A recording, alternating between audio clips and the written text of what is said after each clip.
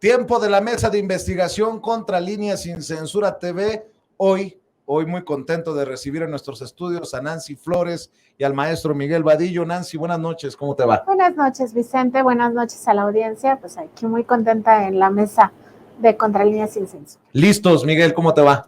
Buenas noches, Vicente, buenas noches, Nancy. ¿Por dónde entramos? A ver, la cobertura de los medios tradicionales, los medios que han mostrado estar, pues, sí, algunos contra el gobierno de la Cuarta Transformación, otros no muy contentos con haber perdido la millonada que les daban en publicidad oficial y que ahora pintan un país desangrándose, en un charco de sangre. Creo que el ejemplo más claro es ayer el periódico Reforma, por un lado, los hechos en Toluca, en el Estado de México, por otro lado, lo que ocurre en Guerrero, en Chilpancingo, para ser exactos, y creo que no es necesariamente la realidad. Una vez más, hay que exhibir, señalar lo que podría estar detrás de estas coberturas, intereses que no son necesariamente la verdad, Nancy. Son hechos lamentables, Vicente, estos situaciones muy violentas. Sin embargo, sí existe una maximización de la violencia, una apología e incluso pues esta generación de percepción en la sociedad o de búsqueda, ¿no? Porque quizá no les salga bien, pero ellos quieren que la gente piense que estamos peor que nunca en términos de violencia. Y pues hay que decirlo, o sea, la situación que vive nuestro país en este momento no es peor, pero ni de lejos a lo que vivíamos en el sexenio de Felipe Calderón Hinojosa.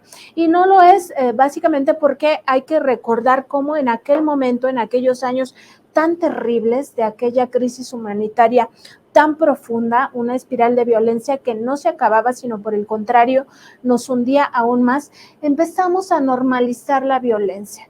Ya era común para nosotros que aparecieran personas colgadas, no una, no dos, a veces hasta 10 personas colgadas en el mismo puente de cualquier entidad federativa, que aparecieran cabezas humanas afuera de las instalaciones o de las oficinas de gobierno. Esto pasó también en muchas regiones del país y todo eso ya hasta se nos hacía normal, pero llegamos a un punto donde ya la propia normalización de la violencia ya tampoco le servía ni a los medios ni al gobierno. Entonces, ¿qué hicieron? En marzo de 2011, y no hay que olvidarlo nunca, más de 500 medios de comunicación, entre ellos las grandes cadenas radiofónicas, las grandes cadenas televisoras de este país, firmaron un acuerdo y allí estuvo presente el presidente Felipe Calderón Hinojosa en un acto deleznable. Firmaron ese acuerdo para silenciar lo que estaba pasando en nuestro país, para no investigar a Genaro García Luna, que era parte del narcoestado, el que lo hizo posible con esta sociedad, con el cártel de Sinaloa y la Secretaría de Seguridad Pública, y que al mismo tiempo nos impidiera a todos los mexicanos pues tener acceso a la información, que es un derecho humano, es decir, violentaron un derecho humano de forma sistemática esos medios de comunicación que ahora hacen exactamente lo contrario. Es verdad que existen los hechos de violencia, porque la violencia no se puede cortar de un día para otro. No es como tener una varita mágica y decir, ya no quiero que exista violencia en este país. Pues así no es, hay una tendencia, hay circunstancias que no se acaban por la sola voluntad de las personas. Se tiene que trabajar muy profundamente para reestructurar primero el tejido social y después ya empezar a intentar que estas bandas delictivas que están acostumbradas a ejercer una violencia brutal empiecen a entender que tienen que bajarle, ¿no?